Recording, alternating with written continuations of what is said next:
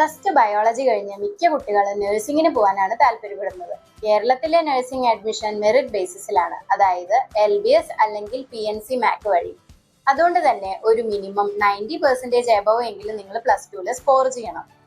ഈ ഒരു കാരണം കൊണ്ടാണ് മിക്ക കുട്ടികളും കർണാടക, തമിഴ്നാട്, ആന്ധ്ര തുടങ്ങിയ സ്റ്റേറ്റ്സിൽ നഴ്സിംഗ് അഡ്മിഷൻ എടുക്കുന്നത്. അവിടെയൊക്കെ ആവുമ്പോൾ നിങ്ങൾക്ക് നിങ്ങളുടെ ബഡ്ജറ്റിനനുസരിച്ച് ഒരു കോളേജ് ചൂസ് ചെയ്യാൻ പറ്റും.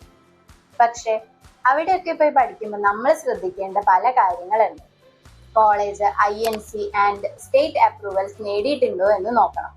ഹോസ്പിറ്റൽ അറ്റാച്ച്മെന്റ് ഉണ്ടോ എന്ന് അറിയണം. ക്ലിനിക്കൽ എക്സ്പീരിയൻസ് കിട്ടാൻ ഇത് ഇമ്പോർട്ടൻ്റ് ആണ്. ഹോസ്റ്റൽ ആൻഡ് സേഫ്റ്റി കണ്ടീഷൻസ് എങ്ങനെയായെന്ന് അറിയണം.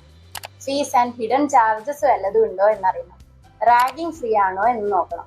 ഈ കാര്യങ്ങളൊക്കെ നിങ്ങൾക്ക് സീനിയേഴ്സ് ആയിട്ട് സംസാരിച്ചാൽ ക്ലിയർ ആക്കാൻ പറ്റിയ കാര്യങ്ങളാണ്.